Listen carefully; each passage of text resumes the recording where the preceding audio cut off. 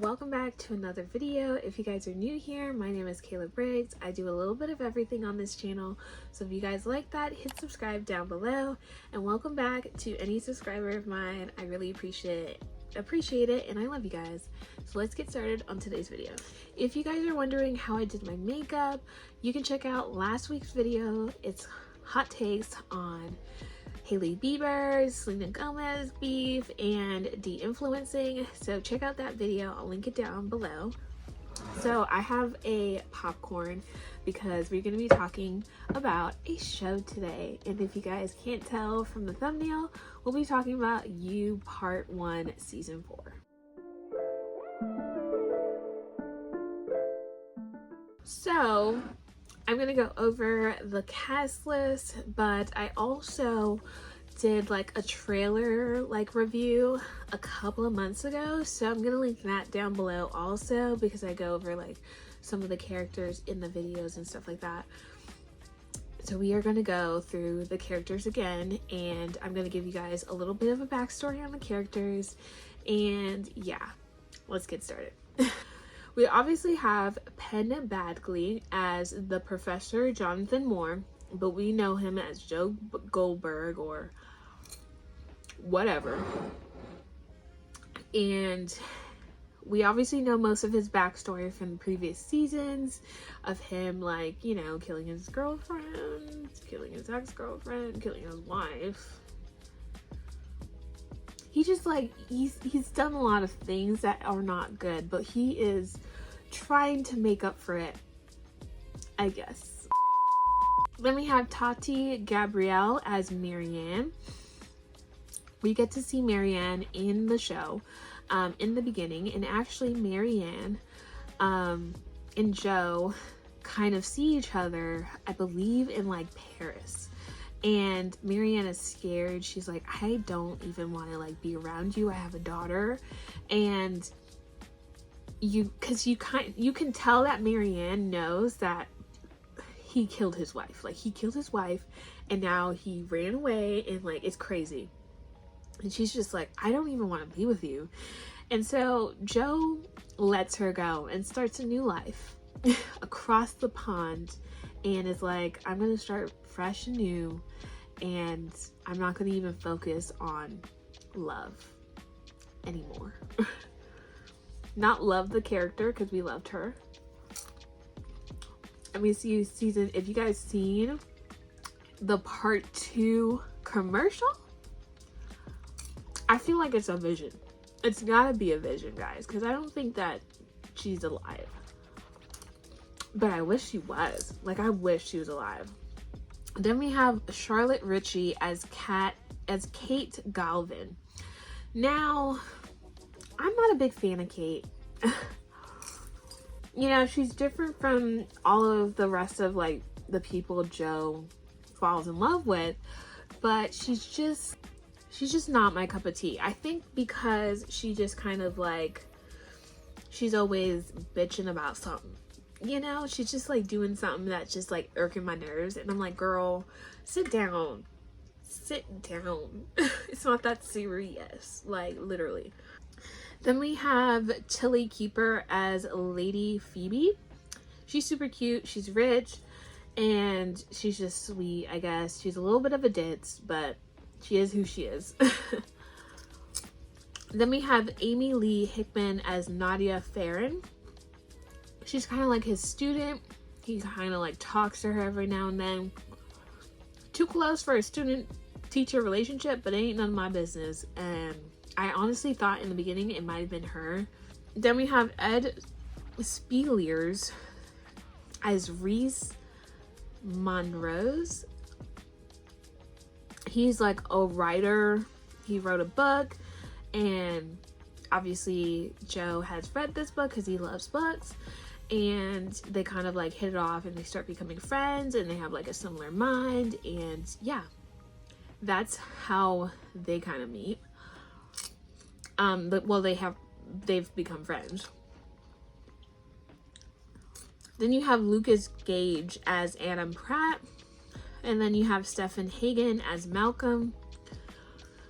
Then you have Big Ben Wiggins as Roald Royal, I don't know. Walker Burton. Then you have Aiden Chang as Simon, and then Nisi Lin as Sophie. It might have been Nancy. I might have wrote that wrong. I don't know. Nevertheless, you know who it is, and I apologize for all of the butchering I have done to everyone's name today. I am just not good at saying names. I've come to that realization, so I apologize. This is a warning that there will be spoilers ahead, so if you guys don't want to hear any of the spoilers, skip to this timestamp right here, and you guys can hear my final thoughts on season 4, part 1. Also, this week's book recommendation is One of Us is Lying. It's a really easy read, and I had so much fun reading it. It took me literally 2 to 3 days because I love mystery books. So if you guys love mystery books just as much as I do, the book will be linked down below through my Amazon affiliation link. Thank you guys so much, and let's get back to the video. So in the beginning, you get that Kate Galvin and Malcolm are together in a relationship. So are Lady Phoebe and Adam. And, you know, he's being a teacher. He gets invited to this party. He's like, no, thank you. But then, like, you know, Kate is like, well, you know, these people are liking you, so you should come because that's what we do here. And he's like, okay. So he shows up at this party and he starts meeting all these people. And Malcolm's there, and Malcolm helped him get to the apartment that he's living in right now, so he's got to be nice with all these rich people that he is definitely not like a part of. He's not rich at all, so he doesn't even know how he's here. And Malcolm helps him out, takes him to like the party, then like takes him home because he's wigging out on drugs and alcohol basically. And then when Joe wakes back up, he realizes that Malcolm is dead on his table with a knife in him. And so Joe, being Joe, right, he thinks that he must have done it. And so he cleans it all up. He gets rid of the body. And that's that, right? He notices also that Malcolm's finger is missing, and so he's like, where could I put this finger? He doesn't know. So he hides the body, but then when he does that, there's someone texting him from, you know, like a number. I think it was Malcolm's phone, and he was like, oh my god, this guy is texting me. Someone's texting me, and they know that I killed Malcolm, or that the person texting him killed Malcolm, right? So now Joe is on a mission to figure out who killed Malcolm. And he's going through, he's trying to figure it out. He's hanging out with these rich people that he knows he can't even mix with the group with. Kate is being all sus because she's like, oh my god, like, you're coming up in this group and I am protective over my friends and you don't belong here. Like, I literally hate her. Over here, her boyfriend's missing for a couple of days and she's not even batting an eye. She's not even like, oh my god, my boyfriend, he hasn't texted me in 3 days. She didn't even say that. That's crazy. So then, you know, Joe is going through trying to figure out who killed Malcolm. And while he's doing that, he's just like following around people that he thinks did it. The second person to show up dead is Simon. So Simon has some pretty deep stuff, and he's like an artist, but he's like also rich. And Simon has stolen art from his like interns and stuff like that, and has used it as his own art, when in reality he has stolen it. Right? Ridiculous. So he ends up dead, and everyone's kind of like, oh my god, someone's killing us off because they killed Malcolm. Joe is still receiving these texts. The person that's texting him is like, I know we're one and the same. He found out that they have like the same similar history, and that Joe has killed his past girlfriends and like, you know, has killed people in the past, right? So they found that out. Joe is like realizing, he's like, maybe it's Kate, maybe it's someone else. And so he goes and attends all these outings with these people so that he can figure out who these people are. When we get to the end of like all the episodes, because some of them are kind of filler, not gonna lie, they go and have this like mansion party, I guess. I don't know, like a good outing together. Last episode basically is Joe is starting to suspect that it's Royale, because Royale really likes Kate, and Kate doesn't really have the same feelings, but Malcolm and Simon show up dead. And Malcolm obviously was Kate's boyfriend. Simon worked with Kate and like talked to her pretty disgustingly. But yeah, that's that. Also, that Joe found photos of Kate in Royale's like camera, and like they were kind of like disgusting because they're like pictures of her underwear and stuff like that. It was just creepy vibes, right? So he's like snooping around Royale's room. Royale pushes Joe out of the window. They have like a little tussle, pushes Joe out the window. Joe somehow survives and just like gets up and walks back into the building. And he goes up the stairs and he sees Kate, or he knocks on Kate's door, and Kate is standing there with a knife in her hand while looking down at another dead body, but this time it's a girl, and she's unimportant because I can't stand that lady, but she shows up dead. And basically Kate convinces Joe that, you know, she didn't do it, and she doesn't know who did it, and she doesn't know why she's holding the knife, and she needs help hiding the body because people are going to suspect that it's her, and she doesn't want that. So Joe decides to help her and hides her body like down in the barn or whatever. And then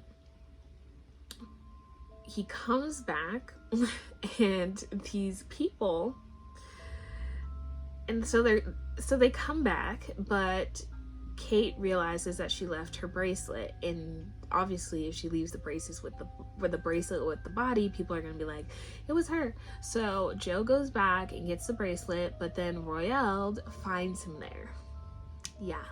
And so Royale takes him back to all the people with like him at gunpoint. He has Joe at gunpoint, and they're like, you are the killer, and blah blah blah blah. And obviously Kate knows this, but she's too busy talking to Phoebe, because Phoebe walked into her room and saw the carpet was covered in blood and was like, what is going on? And so Kate was all mixed up talking to Phoebe, and everybody else is suspecting that Joe killed whoever. And so they kind of convict him in their own way, and Royale goes like, I'll give you like a couple of seconds to run because I love the chase. And so Joe starts running. Obviously Kate comes down, she realizes like what's going on, and Phoebe realizes what's going on also, and Phoebe understands that, you know, Kate didn't do it, and that they're still figuring out who the killer is, and blah blah blah blah. So they go and they try to help Joe. But then while Joe and Royale are like fighting and like trying to fight each other, I guess, that's when Reese steps in and kind of knocks them both out, I guess you can say. I think Joe knocks Royale out, and then Reese knocks Joe out. So at the end of the episode, you get that Reese is the killer, and that he's gonna kill the rest of them, or kill one person at a time, or he's gonna blame the murders on Royale, and he set the like house on fire. But Joe and Royale were able to get out. Reese wanted Joe to kill Royale, but Joe did not kill Royale, and they both got out and were able to like set free. Now, a little bit of a backstory of Reese. He's a writer, but he's running for mayor, and he doesn't want rich people to kind of like hold so much power over the people, and he's for the people, and he's just like politically crazy. Like, he's politically like the craziest thing I've ever heard about. And that's his plan. His plan is to get rid of the rich people and to like basically kill them off and blame it on someone rich. You get what I'm saying? Now, you get the hint that it's him throughout the whole season because Joe doesn't suspect him. Joe doesn't even bat an eye in his direction because he's like, he's one of me. He became rich, but was never, like, he wasn't born rich. And that he worked to get what he had, and that he, like, understood Joe and was able to give him, like, advice and stuff like that. But in reality, he was crazy the whole time. Literally, the guy was crazy the whole time. And now Joe has come to that realization. Also, I want to add that Joe and Kate kind of had a thing throughout the season. It's not really like serious, and Joe is not really like pursuing it because he wants to focus on his issue with the killer, but they do like have, you know, stuff once or twice, but it's not that big of a deal. And honestly, I don't find it as good as the other ones, so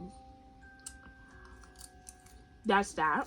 All right, so enough being said on that. That is basically what has happened in You Part 1. If you guys want to just get catched up on that stuff and just be like, can someone just summarize it all for me? That is the quickest synopsis I can give you. It gives you all the juicy details and all the things, and everything else is not that important. With that being said, I think that it was a great season 1, part 1. It's definitely different from all the other You seasons, and I totally understand why some people may not like it as much as the other seasons, but I honestly think I kind of like this, like, who has done it type of thing. But I also think it's really interesting that they're making a part 2 and they're going to be like, well, we know who's done it, now we have to catch that guy. And I think that's going to be interesting. And I also think that them adding love in there, like, I want to know what that context is about, and I'm excited to watch part 2. And I hope you guys really enjoyed this video. If you guys want to hit subscribe down below so that you guys can get another review on You Part 2 season 4, or I don't know why I keep saying part 2 before the season, I apologize. But if you guys want to wait for the next one when it comes out, let me know, because I will definitely be doing a part 2 review. And I hope you guys have a great weekend. I love you guys, and I'll see you guys next time. Bye.